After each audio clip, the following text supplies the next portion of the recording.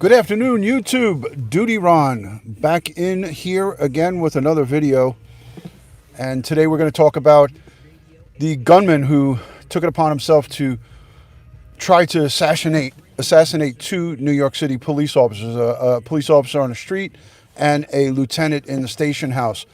Robert Williams, 45 years old, will be arraigned this afternoon, probably in about an hour, on two charges of attempted murder, criminal possession of a weapon, and resisting arrest. What's up, retired Irish detective? Good to see you. Thanks for joining, my brother. I appreciate you coming in. Thank you for being in here.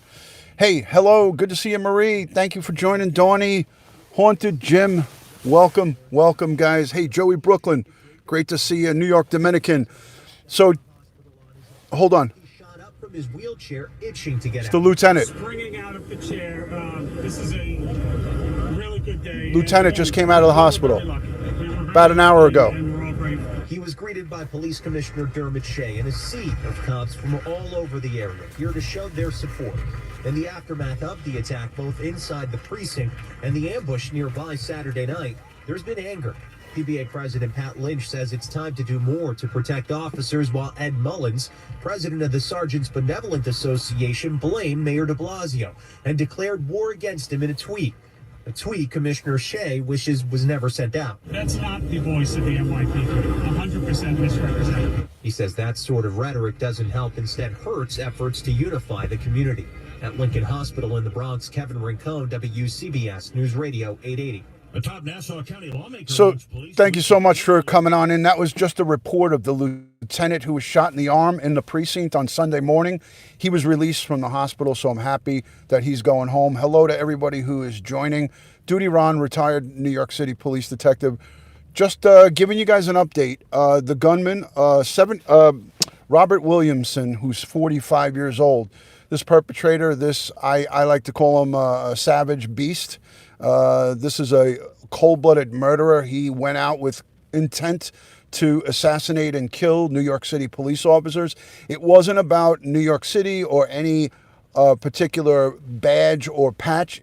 He wanted to kill any police officer that he could, and he wanted to over a 12 to 24-hour period. So it didn't matter what patch the officer was wearing. He just despised the uniform, despised the authority. And unlike the good law-abiding citizens and all of us that are out here, thank you, Lady Loyalty, unlike the good, loyal citizens who appreciate the men and women who put their lives on the line, this guy had a deep hatred for the system.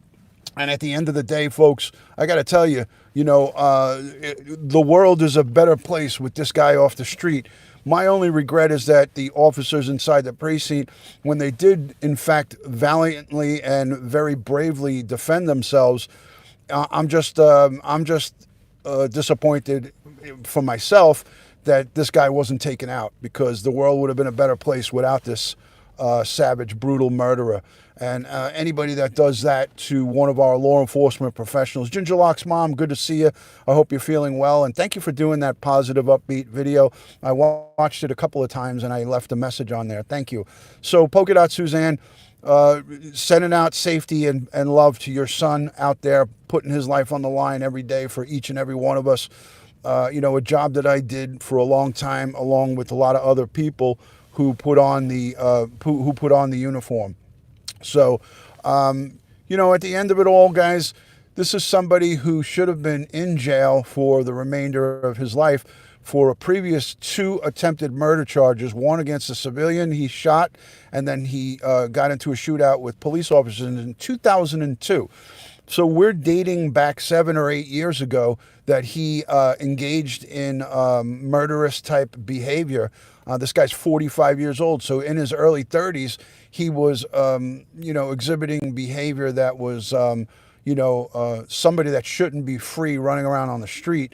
But the parole board here in New York decided to give him a chance and let him out. And that was a big mistake, because look at what we have.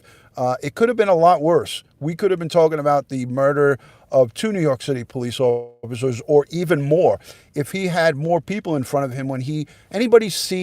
Did anybody see the video of this guy going into the precinct? Did anybody see the video? Hello, D90. of this perpetrator coming in Sunday morning around 7:50, 7:55. He was looking for anybody that he could get. And those ladies that ran out of that room and ran forward, they ran behind the police desk. If that room didn't have an exit, what you guys didn't see is the 124 room. The 124 room is always, that's where the civilian police administrative aides, the PAAs, retired Irish detective will tell you this, that 124 room in every precinct is generally attached to the desk. And what they did, Tina's Vlogs, great to see you. What they did is those ladies had enough wherewithal is when that guy came in there and they saw him with the gun or heard a shot, they had the wherewithal, and thank God they did, to exit that room and run forward behind the desk where the lieutenant was that got shot and where all the other police officers are behind the desk, the administrative staff. And they ran forward, and that was the thing that saved them. Because if they had not run forward, he would have shot them. And what's really disturbing about this is the woman who drove him in that white BMW to that precinct is a probationary 911 operator. She works for the NYPD in the 911 operator, as a 911 operator. And she drove him to that location. Maybe she didn't know what his plan was, but she is with a felon. As police people, as police officers, as police department employees, you're not allowed to associate with any felons. And she, a 911 probationary 911 operator, drove this guy to the 4-1 precinct, and he went in there and committed the crime that he did. So it's unfortunate for her. I think she's going to be probably out of a job. But I'm just creating a community post right now. So those are unbelievable. Barbara Smith, thank you for being a channel member, and thank you for being here. Great to see all my members assembled and all of my very great friends and loyal subscribers. I greatly appreciate you guys. I like to refer to you guys as friends. For me, it is an honor to have you guys in here on the live stream. Hello, Tina's Vlog. Good to see you, Canadian Witches. Thank you for being in here. I appreciate you being a channel member as well, Canadian Witches, and all the great ones in here. Joey Brooklyn, my moderators, my Patreon supporters, and all who support law enforcement throughout the world. We greatly appreciate you. We appreciate you guys right back. And I am wearing my thin blue line jacket. I had to lift it up because it's off the camera. But I have my thin blue line jacket. This is a flag that represents the police. And underneath, I have my thin blue line zip up that I am wearing proudly here on the live stream. So it is kind of a gloomy day in New York. It's kind of crummy out. It's rainy, cloudy, wet, cold, all of the above. But in about an hour or so, thank you, Donny Color. In about an hour or so, this perpetrator will be brought in and arraigned on the charges. Arraigned on the charges of attempted murder ×2, criminal possession of a weapon, and resisting arrest. So I'm hoping that, 3 times is a charm, and he will be getting taken care of by the criminal justice system and the maximum sentence imposed. He is 45 years old. So with the sentence of attempted murder, it's up to 20 years in prison. So convictions of both those attempted murder, 15 to 20 years, that's 30 to 40. So we're looking about 40 years plus the criminal possession of a weapon. Those are felony charges. So 30, 40. He's looking at the rest of his natural born life in prison. So, if convicted of all these charges, which I'm sure that any grand jury is going to indict him, and any jury if he decides to fight it. Hello, Rose Borgett. Good to see you. Thank you so much for coming on in. I appreciate you. I want to support your channel, but I don't know how. My daughter is coming this week to show me.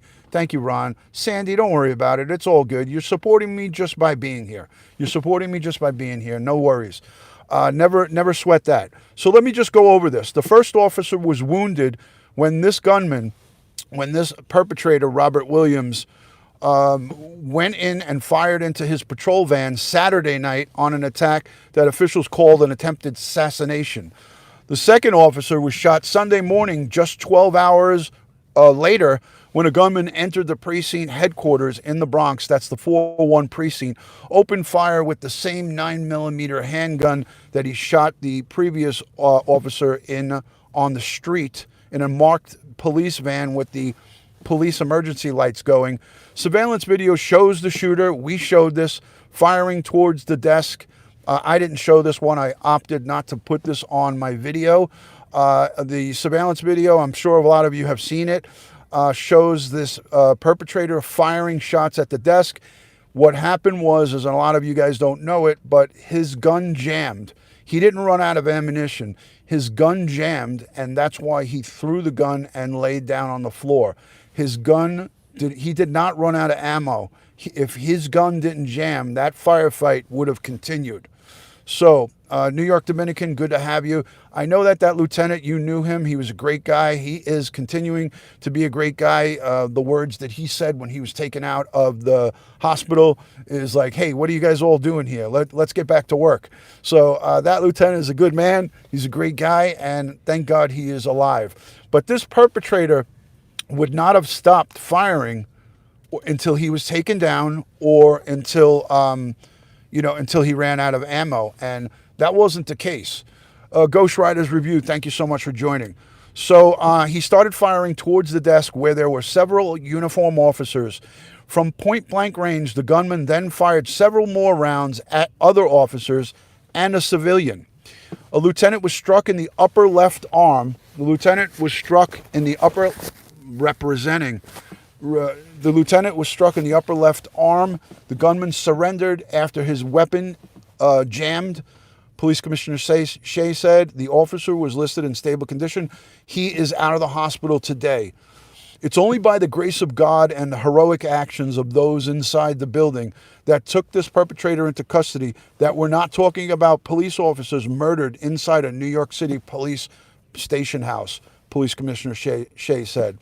The suspect was convicted in 2002 of attempted murder after he shot a person, then carjacked a woman, and then opened fire on patrol officers in the area. The suspect was paroled in 2017 after serving a term in prison. This is the suspect that ambushed the van. This is Police Commissioner Shea speaking.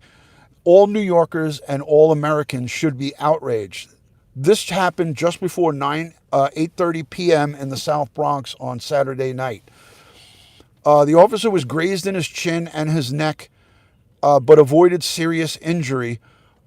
Shea said he was expected to be released from the hospital, which he was on Sunday morning. He was released. He's lucky to be alive, and the officer wounded Saturday night is expected to make a full recovery and perhaps return to work. Police Commissioner Shea said the shooting is heartbreaking, and it brings back some bad memories, recalling the unprovoked assassination of police officer Familia and Officer Wenjin Liu and Rafael Ramos, who were shot dead in their patrol cars. Those are three different incidents of New York City police officers. In 2014, two police officers, Ramos and Wenjin Liu, were shot dead in their patrol car in Brooklyn by a man upset about a recent police killing of an unarmed black man. Shea said Ramos and Liu's deaths were not something that engenders anything but the worst of memories. De Blasio made a statement. I'm not even going to read it. I want to read to you the statement from the Sergeants Benevolent Association's president, Ed Mullins. I'm going to get to that. But first I want to read a tweet. Hello, Dari D. A tweet from President Donald Trump. President Trump reacted to the two shootings on Sunday morning by tweeting that the New York City Police Department is under assault because of the weak leadership of Mayor de Blasio and New York City Governor Andrew Cuomo, both Democrats. The Sergeants Benevolent Association ratcheted up the rhetoric by saying its members, active and retired NYPD sergeants, were declaring war on City Hall. Mayor de Blasio, the members of the NYPD, we are declaring war on you, Mayor de Blasio. Let me read that again. Sergeants Benevolent Association made a statement on his, actually a verbal statement. The members of active and retired sergeants and NYPD police officers are declaring war on City Hall. Mayor de Blasio, the members of the NYPD are declaring war on you. We do not respect you. Do not visit us in hospitals. If we were to be killed in the line of duty, do not come to our funerals. You sold out the NYPD to vile creatures, the 1%. And I'm glad he said this, the 1% who hate cops, and they vote for you. You sold us out for the 1%. Now, I'm just giving you guys an example. I'm not saying that there's a high percentage of people who hate the police, but that 1% is who Mayor de Blasio is trying to side with. We do not respect you. Do not visit us in hospitals. Do not come to our funerals if we are killed. You sold out the NYPD to vile creatures, the 1% who hate cops but vote for you. New York City cops have been assassinated because of you and your rhetoric. This isn't over. It's game on. That came from the Sergeants Benevolent Association president. The union's harsh statement came as a retweet from a de Blasio statement backing in the police and bemoaning this premeditated assassination attempt against New York's finest. So he answered a tweet that Mayor de Blasio sent out, and Ed Mullins, who has a pair of cojones, he responded to that tweet. He retweeted it and responded with that. So if you want to go and see that, go on over to Mayor de Blasio's web Twitter account, and you could see that tweet from Ed Mullins. That was the Sergeants Benevolent Association. The LBA, I played the Lieutenants Benevolent Association press conference, and he was vocal about the bail reform and all of the rhetoric, amongst our elected officials, fueling the fire in hatred towards the police. So this is a climate that is very dangerous. It's a climate that's very dangerous. And it's a climate that can cost not only New York City police officers, it could cost innocent civilians their lives due to the fact of these clowns, these elected officials who are backing up these 1%ers. These 1%ers are not somebody that you should be rallying around. So thank you to everyone. So New York Devil is in the house, Ginger Locks, Maddie Sully, Donnie Color, Joe Catanese, thank you so much. They gave us a 12 by 10 piece glass just in front of the cars. And yeah, so, and that didn't help in this situation here. What's the next thing that we have to do? We have to have New York City police officers and police officers around the country patrolling tanks. Is that what we want? Armored Humvees? That now you have, now you have a military zone. We don't want that. We don't want that. So, it is what it is. So I appreciate the support. Long Island Girl, thank you so much. New York Strong, I agree. I appreciate the support that you guys give to all of your local law enforcement. And I preach this on a regular basis. This isn't something that I'm just saying now. I talk about this all the time. Any of you guys who know me that have been here on the live stream, any of you guys that know me that have been here on my live streams know that I always back the blue, not just because I'm retired, not just because I was a police officer for 20 plus years and a detective. I back the blue because even before I became a cop, I respected authority. If a police officer told me to go stand over here or put your hands up, I didn't give him flack and say, fuck you, I'm not putting my hands up. One of my very, very first arrests, I talked to you guys about this a lot. One of my very first arrests in Brownsville, Brooklyn. One of my very first arrests. I'll never forget it until the day I die.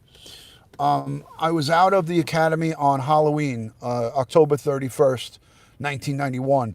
I was out of the academy. It was my first patrol day. And I had an arrest to make.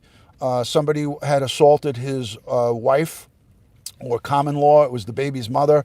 And I had to arrest this guy. And I told him to turn around and put his hands behind his back. It was one of my first arrests. And then, you know what the guy said to me? Fuck you, cop. Make me put my hands behind my back. I'm not going back to jail. It was exactly the very first arrest. The guy said, fuck you, make me put my hands behind my back. And that was shocking to me because I never thought that I would ever hear that coming out of somebody's mouth. But the guy said it, and I stepped right up. I used the necessary force to take him into custody. And he was face down and handcuffed between me and my partner and 2 other people that we were with. I effected the arrest. But that's how my law enforcement career started off, my very first arrest. And Retired Irish Detective can attest to the kind of attitudes back in 1991. That's when I became a cop. Back in 1991, there was no respect for any authority, and you had to prove yourself. You had to prove yourself, because if I would have allowed that to happen and not did anything and not placed that guy under arrest, now how hard does that make it for the next cop? You know what I mean? And I knew I had to affect the lawful arrest. There was no way that guy was getting away from me. And I used the necessary force. And now that I'm retired, I could talk about it. I used the necessary force, by physical force, by striking him with my baton, by smashing the handcuffs across his face. And I did what I had to do to get him into cuffs, because the guy was fighting us. And it took 2 other officers, so a total of 3 of us, to wrestle him down to the ground and get his hands behind his back. So we did what we had to do, and the arrest got effected, and we all went home to our families after that. So at the end of the day, folks, you use the necessary force to take this guy. There was no tasers back then. There was just mace, your nightstick, and your handcuffs, and then your firearm. So deadly physical force was not needed there, but certainly physical force. And it was my very first test that I had straight out of the police academy on Halloween night, October 31st. So it is what it is, guys. Thank you so much for coming in. Linde, Lizzie, Simply, thank you so much. Shout out right back to you. Hi, Daphne. Good to see you. Thank you for coming. Better late than ever. Better late than never. I had a PR-24. I also had an ASP, the expandable baton, at the end of my career. But I started out with the PR-24 in 91. And that PR-24, I got to tell you, that PR-24 was a good weapon to use, because when you took that out and you kind of just had that in the position, they kind of knew that they didn't want to get hit by that. So, unfortunately, in Brownsville and East New York, it was a very, very high crime area. Sandy Asal, thank you for being here. Dari D, a great channel member and also a moderator and a Patreon supporter. I appreciate you. It is what it is, guys. I was fortunate to be working around really great men and women like Retired Irish Detective and so many great police officers on patrol in Brownsville and East New York and PSA 2, New York City Housing Police and New York City Transit Police. We were the grunts of the department. They were separate. It was separate housing, transit, and NYPD. And when I got assigned to housing, when I got my assignment, when I went down to applicant investigations, Dari D, thank you so much for the super love. I'm not here often, as I should, but I have so much respect for you at DutyRon, and I have a lot of respect right back for you and everybody here. So thank you so much for that. If you guys don't mind, please give it a thumbs up, hit the subscribe button and notification bell. Follow me on Instagram, Facebook, and Twitter, all one word, DutyRon. Go over to my Facebook group and join the YouTube video share group. The Streamlabs bot should be putting that up in the chat. You'll see it.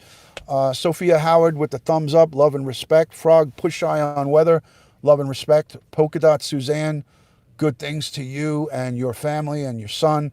May the Archangel St. Michael's watch over him. I know my aunt, who's a Catholic nun, gave me the pendant when I got out of the academy, and I wore that on patrol underneath my bulletproof vest every day that I was out there on the street. And my St. Michael's charm really helped me, I think, get throughout my career. So thank you, Mary Duffy. I'll look for it. You too. Have a great weekend. Have a great week, New York Devil. Thank you for being in here.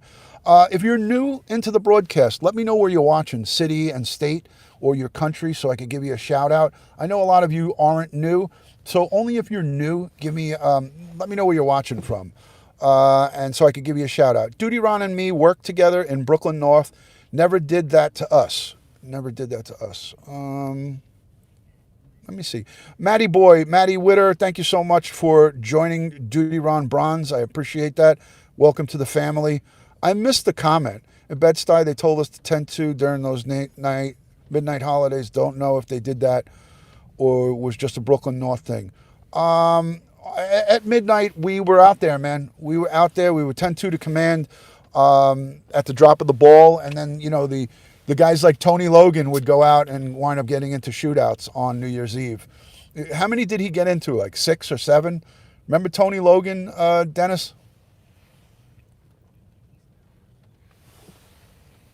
Welcome in from Canada. Thank you. Seattle, Washington, says Harmony Love. Seattle, Washington, where it's always gloomy.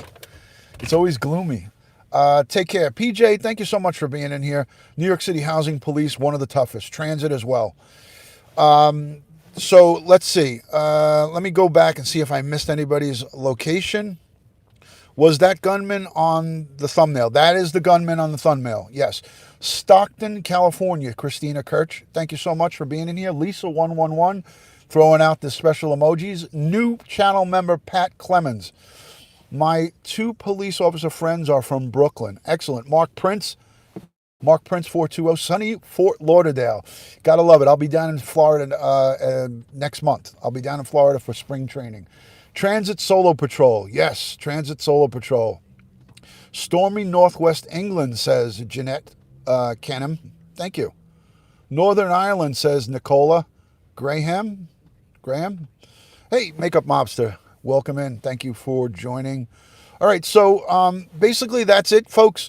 We have, those are the updates. This perpetrator is going to be arraigned on the charges in about probably within the next half hour. And he will be arraigned on 2 charges of attempted murder, criminal possession of a weapon, those are 3 felonies, and also resisting arrest. So all of that is going to be times 2. 2 attempted murders, maybe possibly more, because I think he shot at a couple of other people. So it may be it'll be maybe more than two attempted murders, depending on how many people were injured or how many people were in that precinct, because they could technically charge attempted murder on everybody who he put the shots at. So the Brooklyn District Attorney can actually hit him with, if there's 15 people behind the desk, or if there was 20 people on the main floor, he can get hit with 20 counts of attempted murder.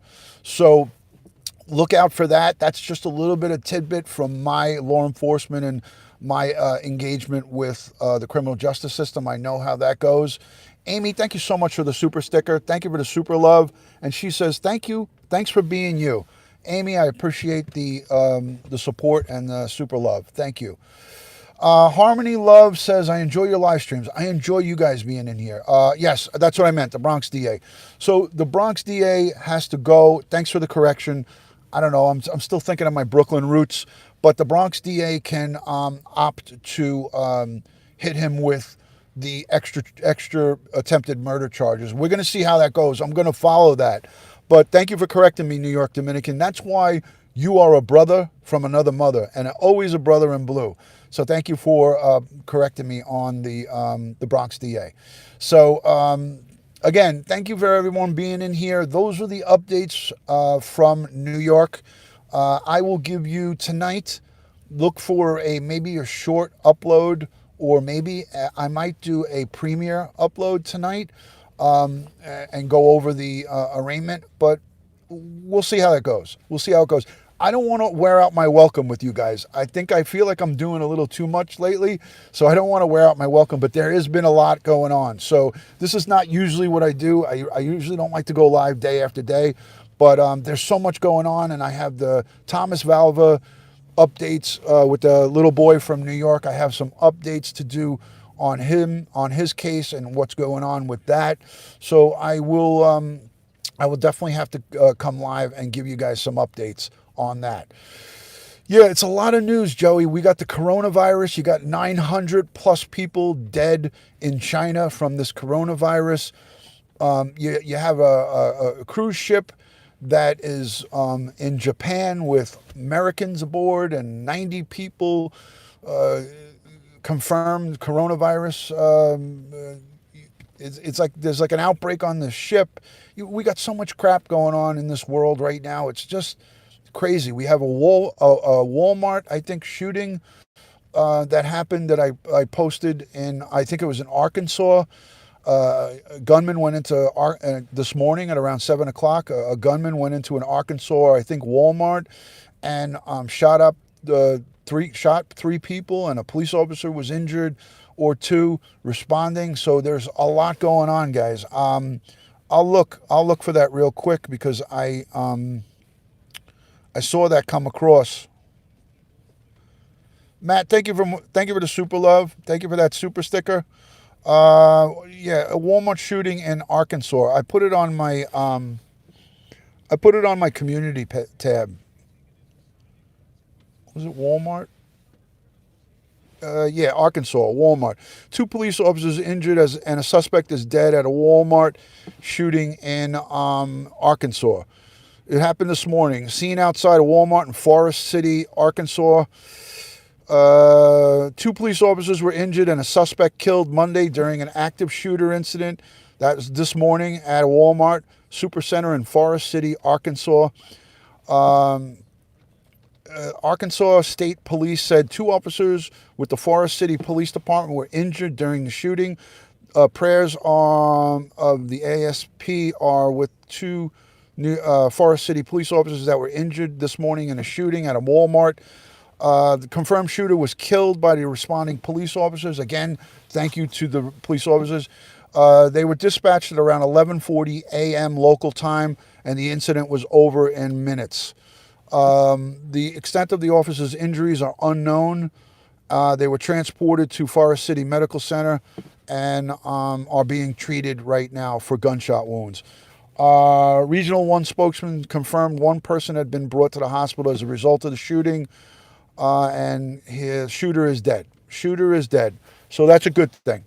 The Bureau of ATF, Alcohol, Tobacco, and Firearms, confirmed on Twitter special agents are responding to that location. So this is a lot of things going on. It's a lot of craziness going on in this world, and this news stuff is like a full-time job. So, guys, I'm gonna go, but much love and respect to you guys. Make sure you share out the stream. Hit the like button and give me a thumbs up, please. And thank you to all who have given Super Chat, who have become members. And those of you who can't afford these things to become members, Jervis, great to see you. So I think they're all lowballing it too. But those of you who can't afford to give Super Chat, don't feel bad about it. Please, please, please. I don't want anybody to feel that, because I appreciate you being here and leaving comments down below, sharing out my broadcasts, and all the things that you guys do. I appreciate that. So thank you so much for being good friends, and you can always support me for free by watching the videos, letting the ads roll, shopping on my Amazon affiliate link. I get a small percentage of the shopping for the ladies who shop on Amazon. So there's so many ways that you can support without actually giving, and just by being good people and being great in the comments and in the chat and being respectful. That's a great way to do it. Daphne, thank you for becoming a member. Much love and respect. That is super, super kind. Hello, Farm Oil Fanatic. Everybody go follow this guy, Farm Oil Fanatic over in Pennsylvania. He's doing a great job in the farming industry. You can't go wrong. He's a gentleman. He's a great guy, and he's a super, super human being. Go and follow Farm Oil Fanatic, Joey Brooklyn, Nabool, all the great ones that are in here. Nabool has some great videos. You guys can go and check out his positivity and peace. But, you know, definitely Farm Oil Fanatic. He's a great, great guy. I really, really dig him. I hope one day I could get together and shake his hand and enjoy an adult beverage with that guy. He's definitely a man of like he's my type of guy. He's awesome. So go and check him out. You're on pins and needles. Why are you on pins and needles? That's silly. You don't need to be on pins and needles. Come on now. You're here in the DutyRon chat. It's all good. All right, guys, let me run. I got to get back to the office. So from my house to yours, love and respect. Remember, guys, be vigilant. Watch out what's going on around you. Always keep your eyes open and be aware of your surroundings. Okay? Yeah, because of Thomas. I got you. It's tough. It's tough. All right. Love and respect. I'll talk to you guys soon. Thank you for coming in. Peace, everybody. DutyRon, I watched our meetup video. How awesome is that? I got to reshare that video. I'm going to reshare the video when me, Nabul, Dutch Maz, and Joey Brooklyn got together. Did anybody here see that? By a show of hands, did anybody see the meetup in Brooklyn when Nabul from France came and we were in a local watering hole having drinks and lunch? And Nabul, Joey Brooklyn, and Dutch Maz. Anybody see that? I'm going to share it. I'm going to share it in my YouTube video share group. But go look at it. It's in my playlist under YouTube Meetup. Go and watch it. It's a lot of fun. It's in my playlist under YouTube Meetup. There's one from Louise Poppy from New Zealand who I met. Louise Poppy came in from New Zealand, and I met her for the second time. But go and watch that video from me, Joey, and Dutch Maz, and Nabul. We were in a bar, and we got the barmaid to talk on camera. It was a really pretty barmaid in there, and we had a really good fun. I'll totally watch it. You guys are great. Thank you. I'm coming to Florida. Probably in the next 2-3 weeks. I'll be in Florida in the next 2 or 3 weeks for spring training. But I'm going to be on the East Coast, not on the West. I'm going to be down by West Palm Beach and Miami. So, excellent. I appreciate you being in here. Firefly says, I am new. What a good way for our men in blue and red info will be watching. Thank you so much, Firefly. I greatly appreciate that. Thank you. All right, guys. Love and respect. I'll talk to you soon. Have a good day. Peace. Enjoy the Monday.